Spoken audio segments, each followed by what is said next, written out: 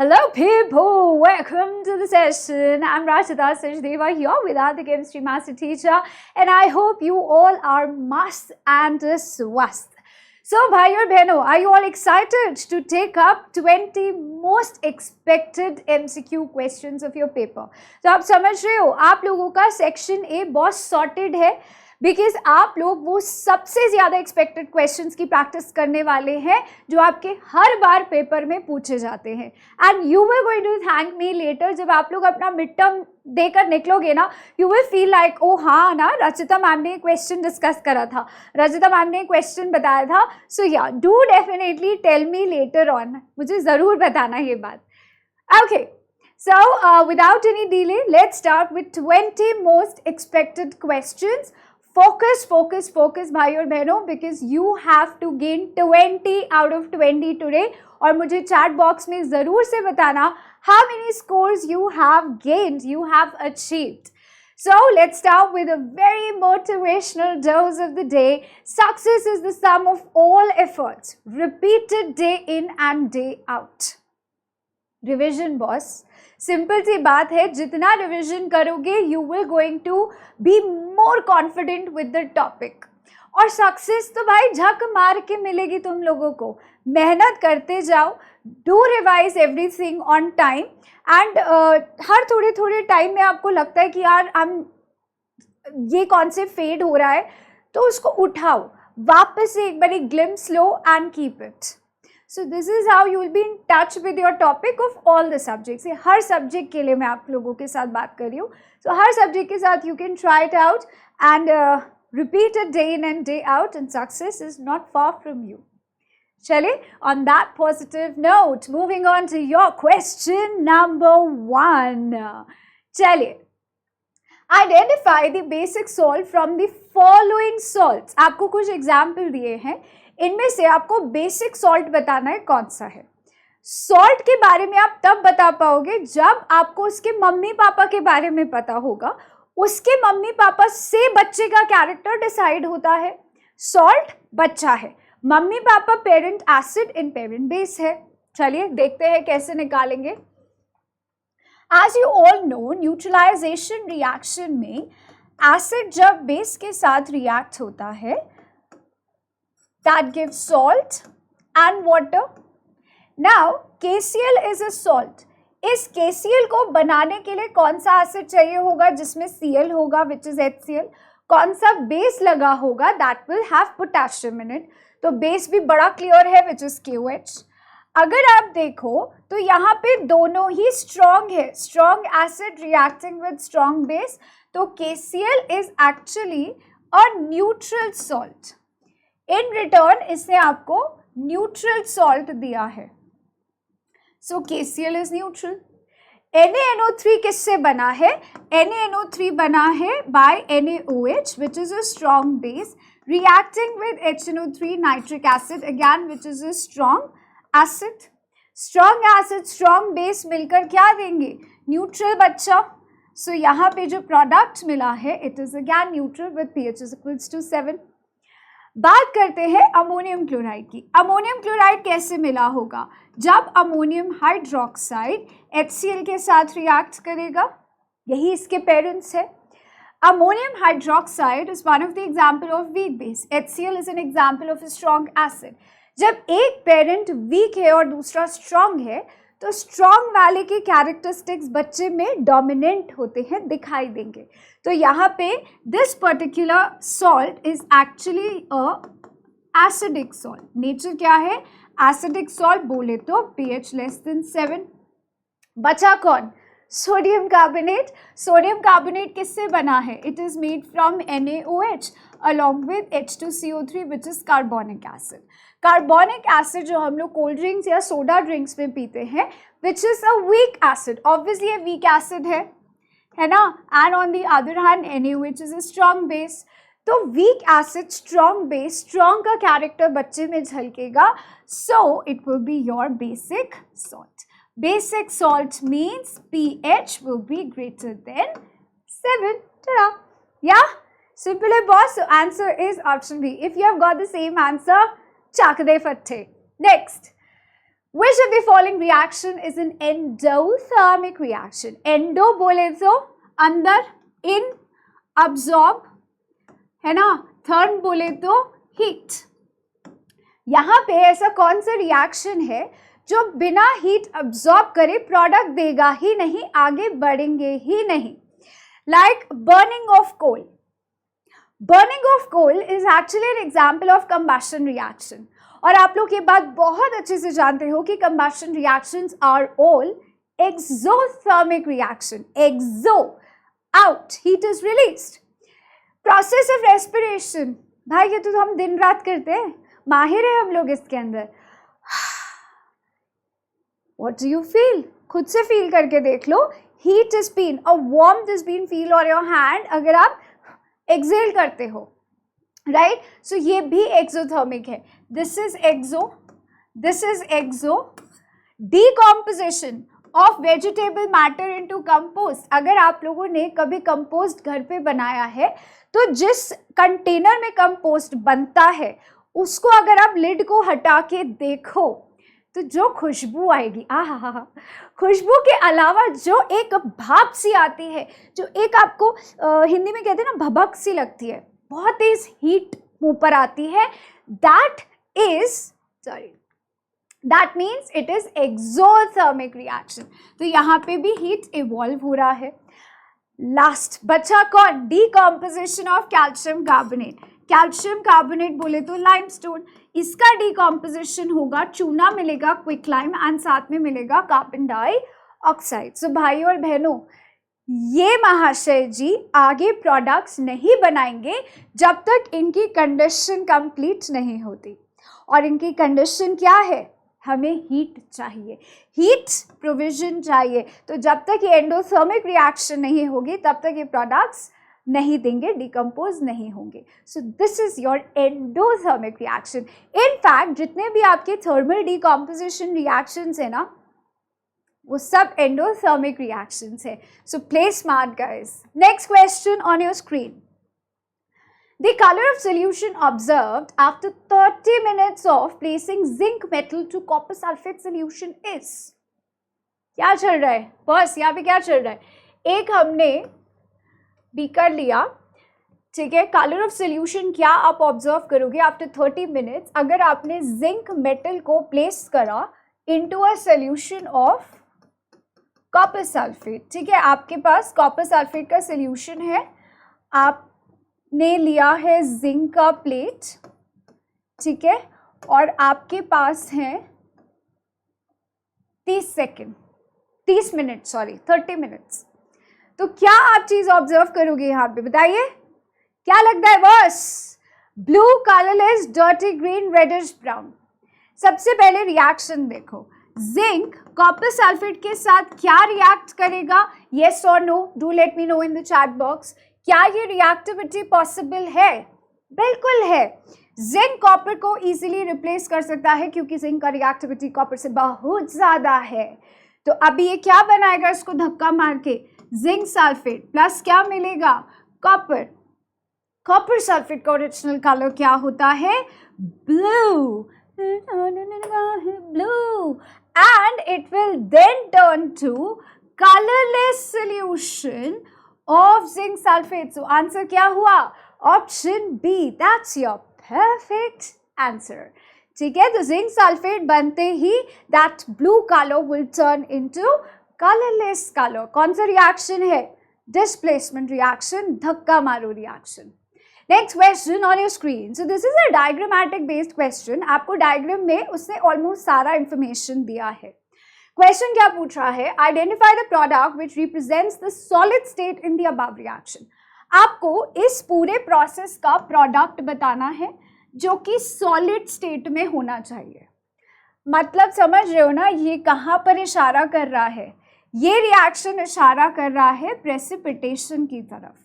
अब देखिए जरा रिएक्टेंट क्या क्या डाले हैं इन्होंने। सो यहाँ डाला है sodium sulphate which is Na2SO4 और किस में मिक्स करा है? Solution of barium chloride which is BaCl2। अब इन दोनों का केमिकल लोचा हमें क्या देगा?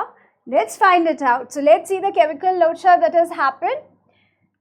क्वेश्चन पूछा है identify the product form the solid state in above reaction, ठीक है। सोडियम सल्फेट को Na2SO4 को बेरियम क्लोराइड के साथ रिएक्ट कराया गया है, तो ये केमिकल लोचा आपको क्या बना के देगा, barium sulphate plus sodium chloride. Precipitate किसका बनेगा यहाँ पे, देखो दोनों एक्वस सॉल्यूशंस है, ये ध्यान रखना, दो एक्वस सॉल्यूशंस हैं, तो डेफिनेटली ये आपको एक पीपीटी देगा। And what is that PPT, white colour precipitate of barium sulphate will be formed which is your solid, and this will again solubilized into water. So this is your double displacement reaction, exchange of ions हुआ। double displacement के अंदर दो reactions आप लोग ने पढ़े हैं, एक precipitation and दूसरा है neutralization। तो आपके लिए कौन सा reaction है, under double displacement it is actually a precipitation reaction, समझ ला? Alright, moving on, next question. On adding dilute sulfuric acid to the test tube containing metal X, a colorless gas is produced with a pop sound. तुम लोग समझ गए हो। When a burning matchstick is brought near it, which of the following correctly represents metal X? अब हम लोग ने sulphuric acid लिया, सल्फ्यूरिक एसिड को हमने किसी मेटल X के साथ रिएक्ट कराया, और वो कह रहे हैं कि इस मेटल X के साथ रिएक्ट करके एक ऐसा गैस इवॉल्व होगा which burns with the pop sound. भाई किसको नहीं पता है, सबको पता है। तो ये तो एकदम चिल्ला चिल्ला के अपनी आवाज बाहर निकाल ही देता है, हाइड्रोजन गैस, है ना। So that's hydrogen gas. Hydrogen gas निकलता है, हम लोग ने एक जनरल रिएक्शन पढ़ा हुआ है, मेटल जब भी एसिड के साथ रिएक्ट करेगा that will give you salt and hydrogen gas, ठीक है।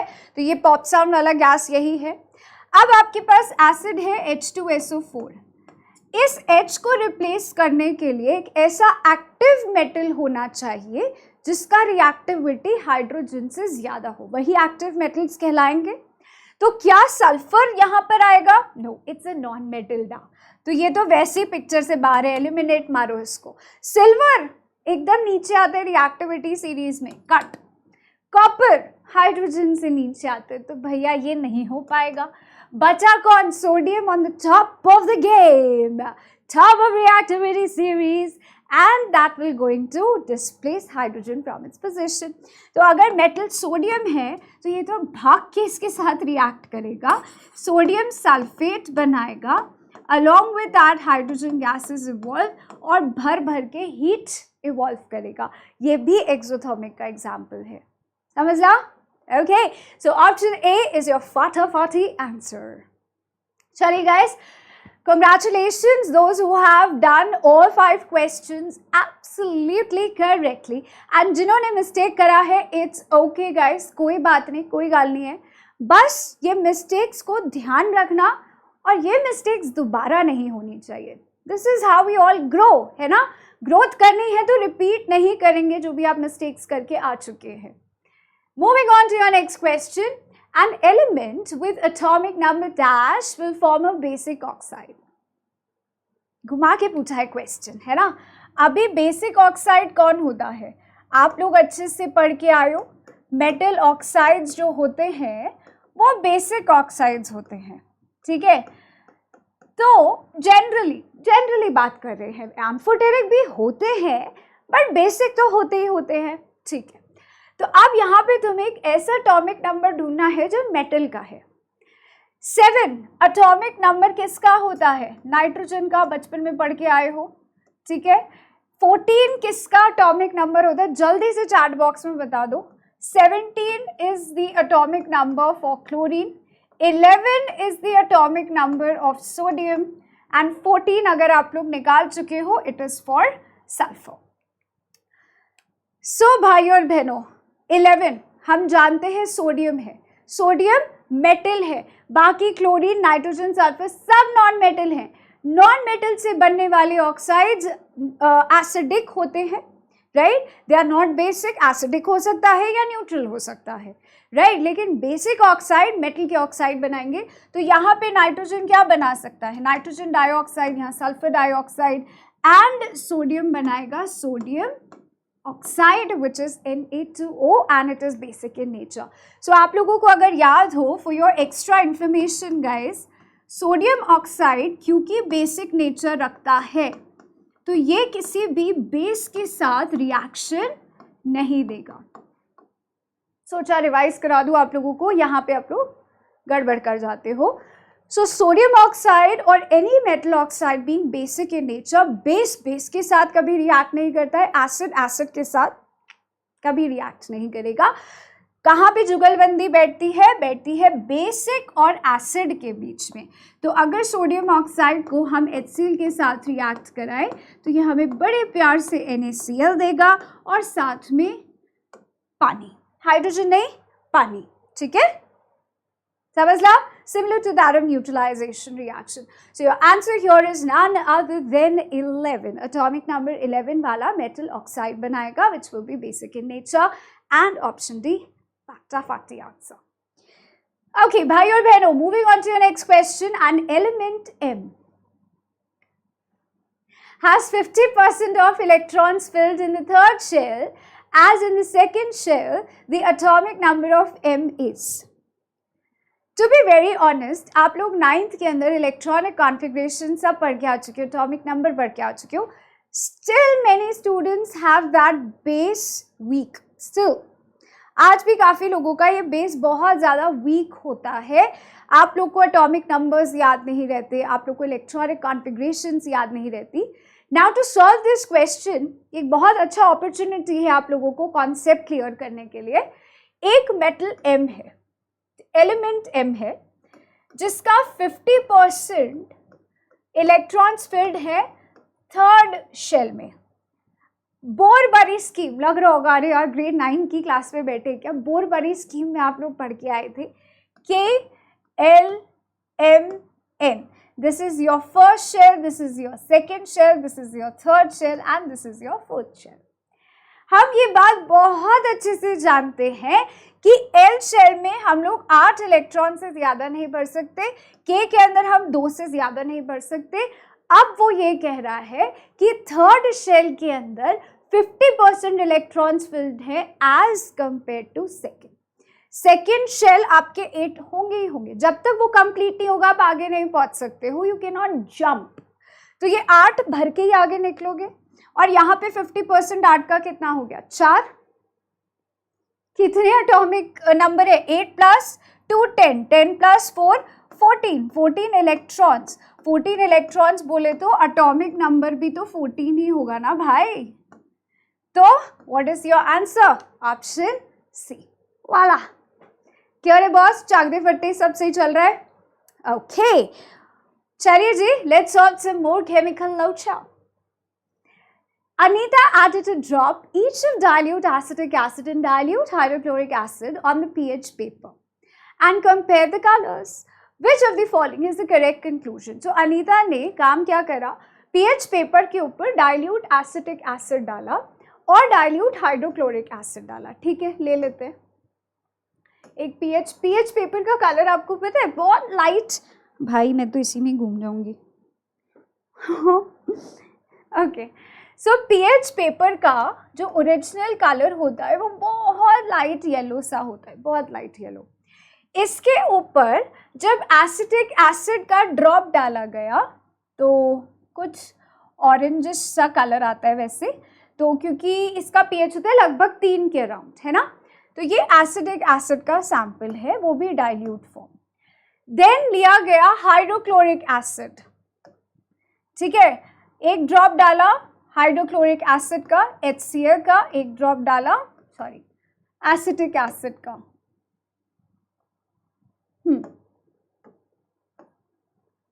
क्या ऑब्जर्व करा होगा, pH of acetic acid is more than pH of hydrochloric acid, pH of acetic acid is less than the pH of hydrochloric acid, acetic acid dissociates completely in aqueous solution, acetic acid is a strong acid. Again, किन किन को यहाँ पे Chinese food पसंद है? Manchurian fried rice, hakka noodle, veg chow mein, paneer chow mein and something something, सब लोग खाते हैं. I think most of us like it. तो उसके अंदर जो एक सार टेस्ट आता है वो एसिटिक एसिड से आता है. एसिटिक एसिड बोले तो विनेगर जो हम लोग यूज़ करते हैं. कभी कहीं भी आप लोग HCl यूज़ करते हो? नहीं, कभी नहीं. तो इसीलिए HCl आपका स्ट्रॉन्ग एसिड है, एसिटिक एसिड आपका वीक एसिड है. ठीक है, वीक एसिड होने की वजह से तो जब आप pH स्केल पे काम करते हो 0 से 14 आपका pH स्केल रन करता है, 7 इज न्यूट्रल. अगर pH वैल्यू जितना कम होगा उतना ही एसिडिक नेचर बढ़ता है, स्ट्रेंथ ऑफ एसिडिटी उतनी ही बढ़ती है. कैसे पता? pH is inversely proportional to H plus ion concentration. Lower the pH value, higher will be the H plus ion concentration, stronger will be the acid. Acetic acid क्योंकि आपका week acid है तो weak acids का pH ज़्यादा होता है और strong acids का pH कम होता है. So pH of acetic acid is more than pH of hydrochloric acid, and that means option A is R. Bang on answer. समझ ला? सब सही चल रहा है? चलो, next question. On placing a copper coin in a test tube containing green ferrous sulfate solution, it will be observed that ferrous sulfate solution become. Observation based question है, ये MCQ form में दे दिया है. यही क्वेश्चन आपको 2 mark के अंदर subjective based भी दे सकता है for writing you the observation. क्या पूछेगा आपसे? You to write the observation what happens. ठीक है ना? तो on placing copper coin in ferrous sulphate solution जो कि ग्रीन होता है, एंड यू विल ऑब्जर्व कि फेरस सल्फेट सोल्यूशन का क्या हुआ. This solution turns blue, grey color substance deposited on copper coin. That green color turns colorless and grey substance got deposited on copper coin. Turns colorless and reddish brown substance is deposited on copper coin. And lastly, remains green with no change in the copper coin. So, क्या बोल दी public? क्या chemical लोचा चल रहा है यहाँ? जरा बतलाइए तो. It will be observed. तो क्या कॉपर का रिएक्टिविटी आयरन से ज्यादा है? जिसने A, B या C में से मार्क करा है ना, रिग्रेट होगा भाई, थोड़ा सा तो होगा, क्योंकि रिएक्टिविटी सीरीज आप लोग घोट के आए हो. रिएक्टिविटी सीरीज के अंदर कॉपर आयरन के बहुत नीचे आता है. कॉपर में इतना दम नहीं है कि ये इसको किक आउट कर सके. कॉपर आयरन को हिला भी नहीं सकता है. सो कुछ नहीं होगा, रखे रहेंगे दोनों, रख दो महीनों, कुछ फर्क नहीं पड़ेगा यहाँ पे. So green colour of ferrous sulphate remain green colour and there would be no change in the copper coin. कुछ चेंज नहीं होगा, everything will remain constant as they were originally. टांग दे फट्टे. चलिए, all good. Moving on to our next question.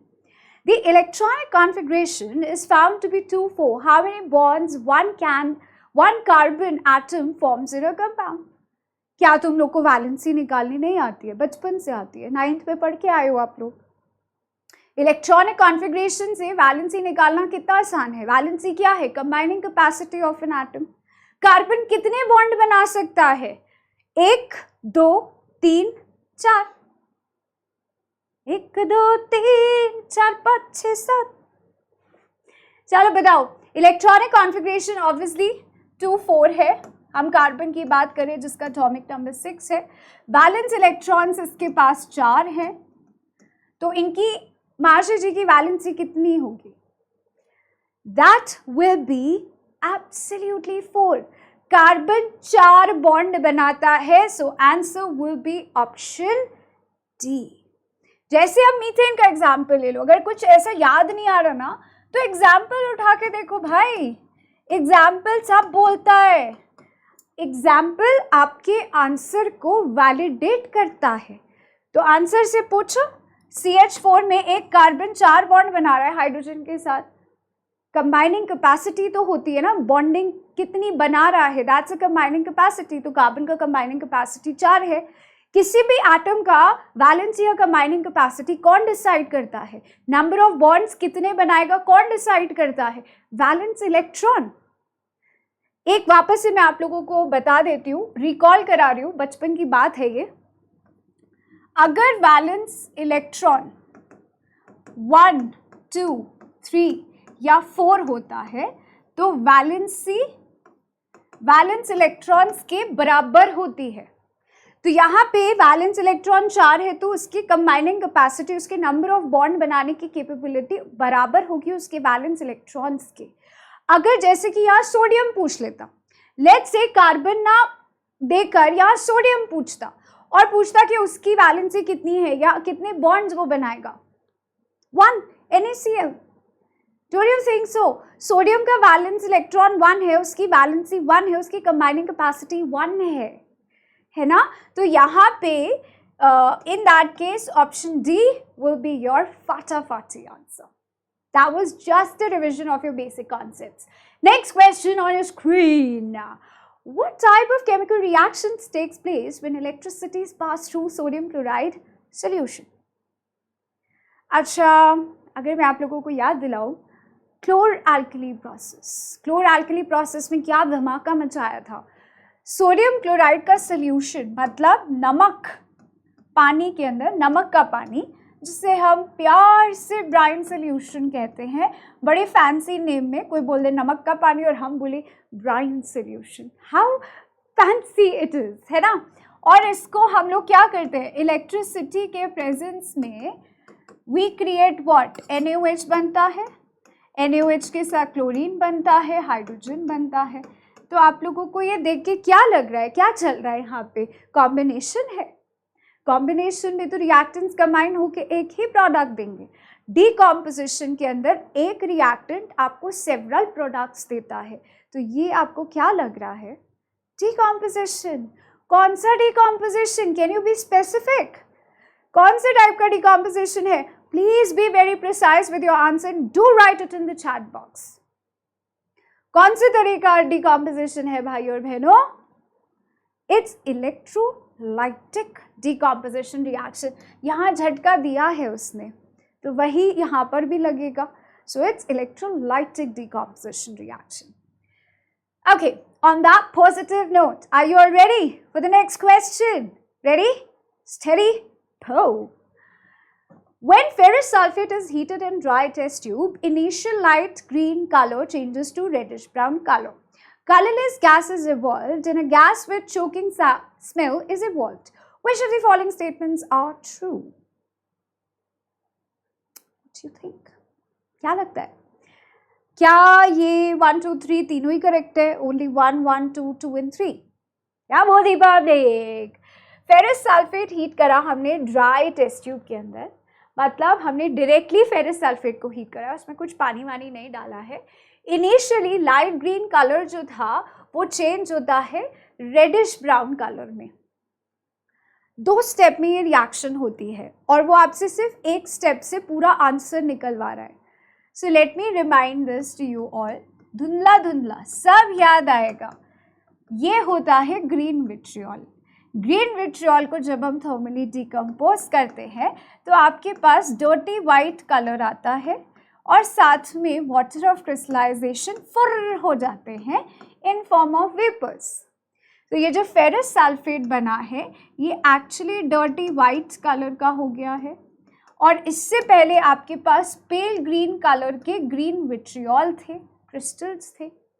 अगर आप इस रिएक्शन को कंटिन्यूसली हीट करते रहोगे तो क्या होगा? अगर इस रिएक्शन में हम फेरस सल्फेट FeSO4 इन्हीं को अगर हम और हीट करें तो यहाँ पे रेड कलर का फेरिक ऑक्साइड बन के आएगा या रेडिश ब्राउन कलर का कह सकते हैं। उसके साथ साथ sulphur dioxide and sulphur trioxide gas भी इवॉल्व होती है। नाउ थिंग इज, क्या ये गैसेस कलरलेस है? क्योंकि क्वेश्चन में आपसे पूछा है कलरलेस गैस आर इवॉल्व्ड, क्या इनमें कोई कलर है? नो।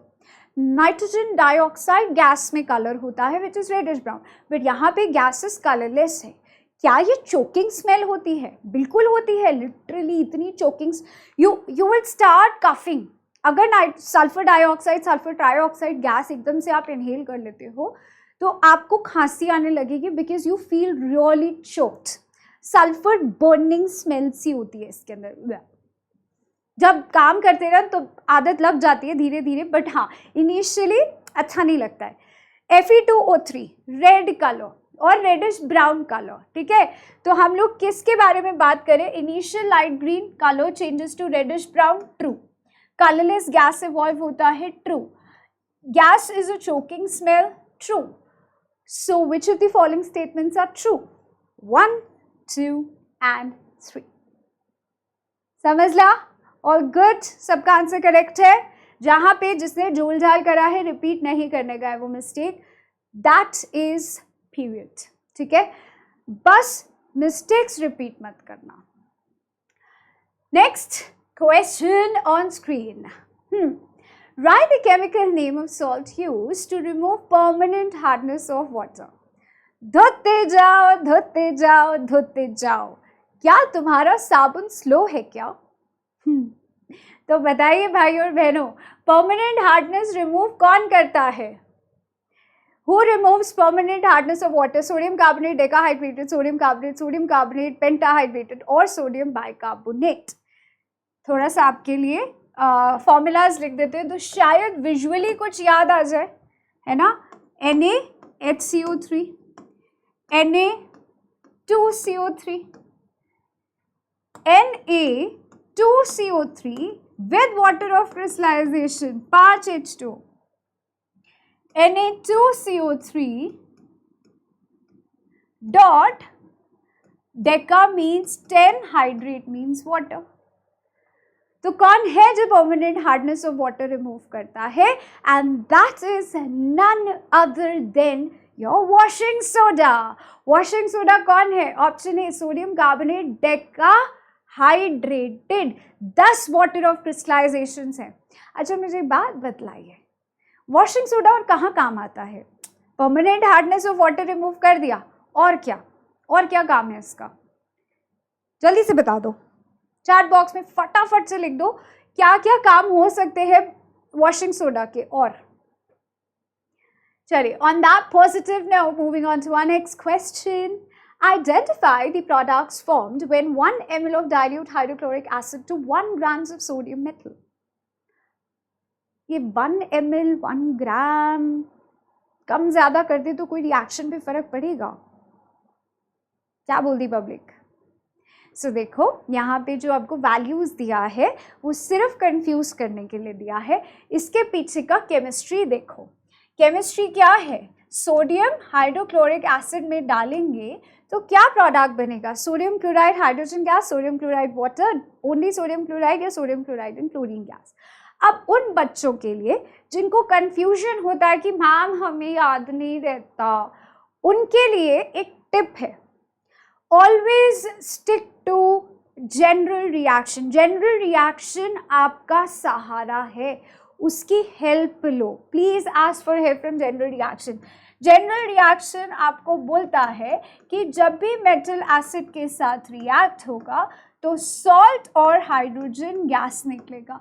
अब इसकी मदद से आप देखो, आप इसको कैंसिल आउट कर सकते हो, आप इसको कैंसिल आउट कर सकते हो। यहाँ बाय प्रोडक्ट ही नहीं है, ये कह रहा है ओनली सोडियम क्लोराइड, जबकि रिएक्शन कहता है कि भाई हाइड्रोजन गैस निकलेगा मुफ्त।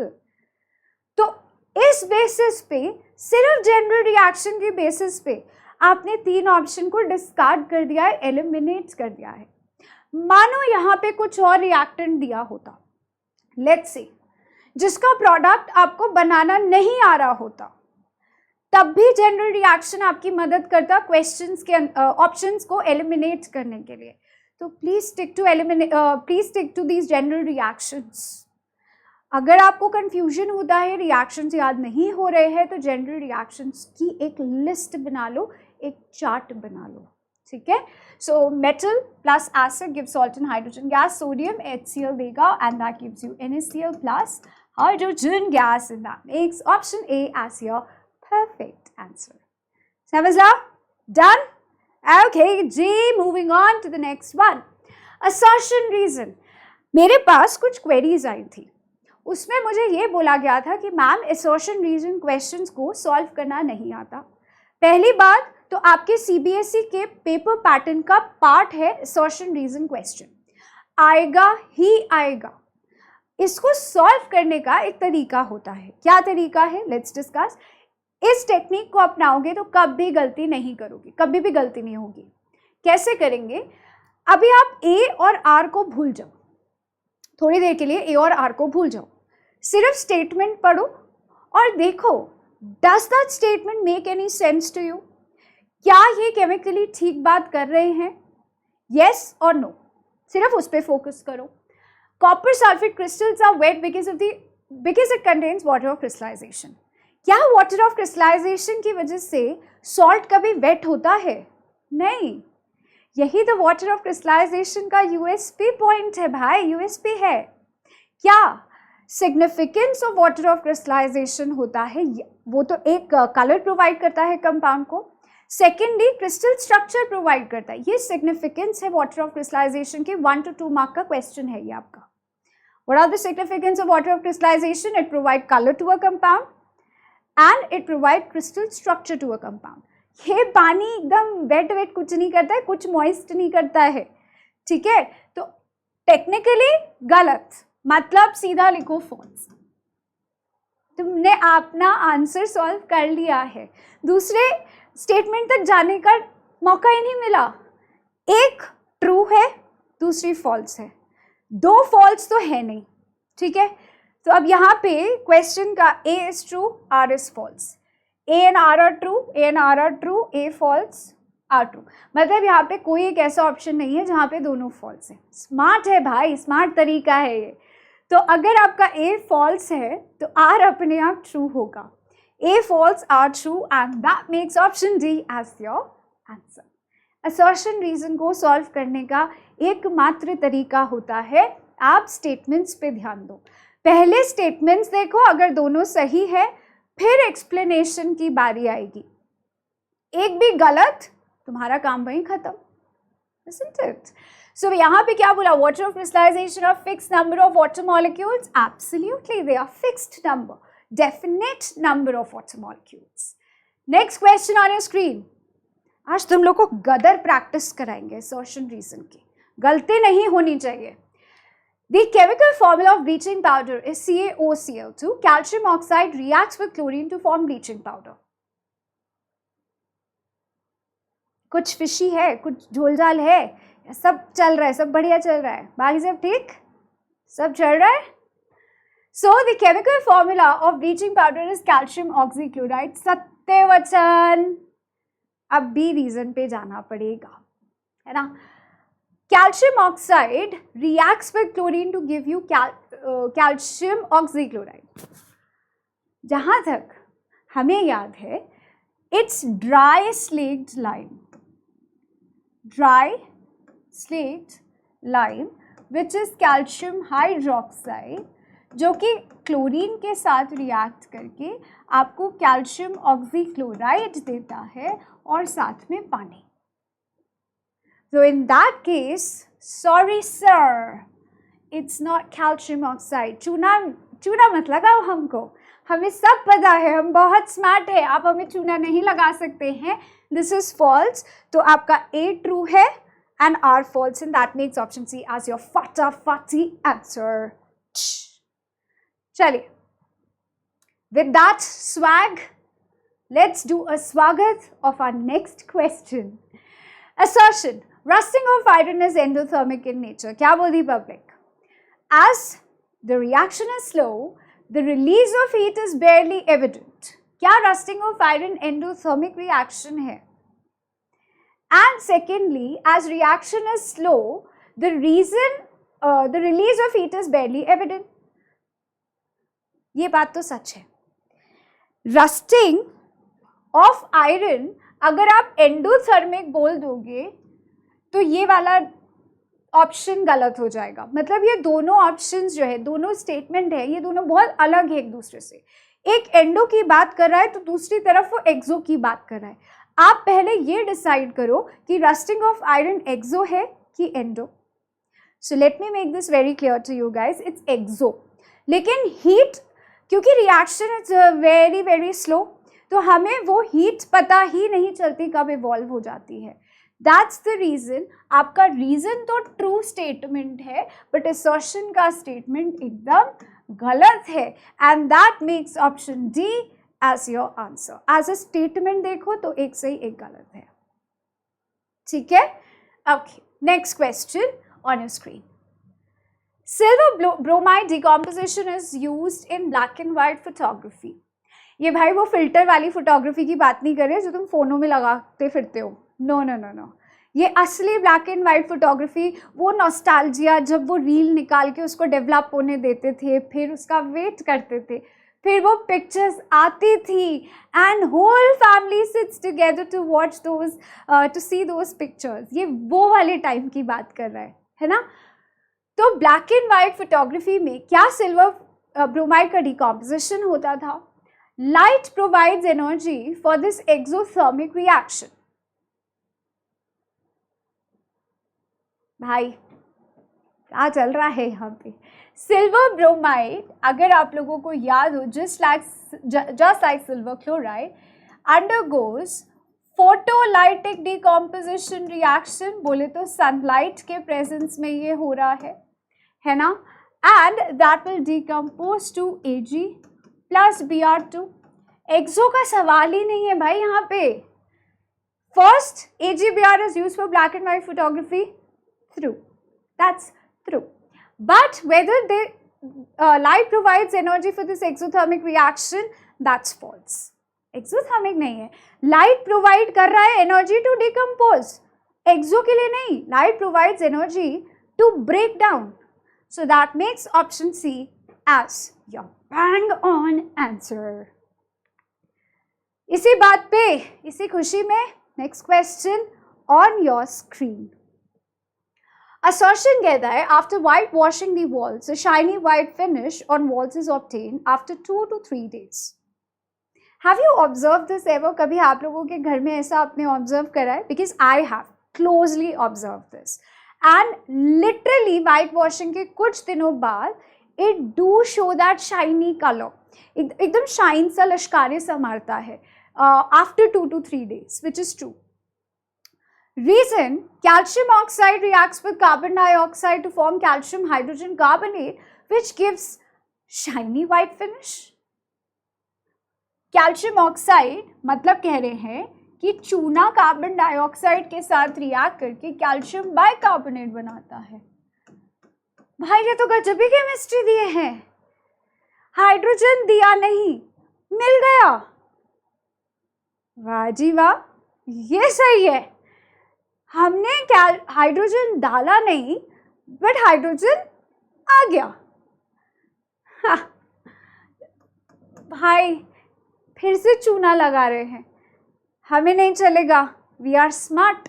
हमें चूना नहीं लगा सकते हो आप, तो ये तो एकदम गलत है. तो पहला वाला अपने यहाँ पे ट्रू हो गया. तो assertion true, reason false. assertion true, reason false, which makes option C as your first answer. लेकिन सही क्या है? सही भी तो जानना जरूरी है. अगर एग्जाम में दोनों ट्रू आ गए फिर क्या करोगे?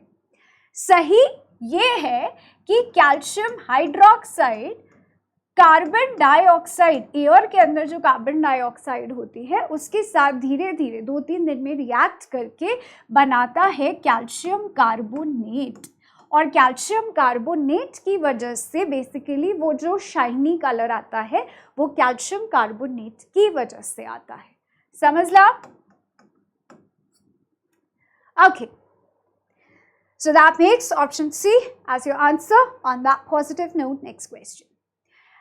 Carbon monoxide is extremely poisonous in nature. Carbon monoxide is formed by complete combustion of carbon. देखो, I'll share one story with you. मैं आप लोगों को एक story बताती हूँ, and it's true only, based on true incidents. कई बार आप लोग शायद अगर न्यूज़पेपर पढ़ते हो तो उनमें ऐसी न्यूज़ कई बार आई हुई होती है, स्पेशली विंटर सीजन में जब आप न्यूज़पेपर पढ़ो तो ऐसे गांव में क्योंकि उन लोग को ये बात नहीं पता होती सैडली, तो क्या होता है ना, दे क्लोजेस देयर हट, वो पूरा घर अपना बंद करते हैं, लालटेन जला के दे स्लीप, या फिर बॉनफायर लगा के they sleep, so that they get some warmth.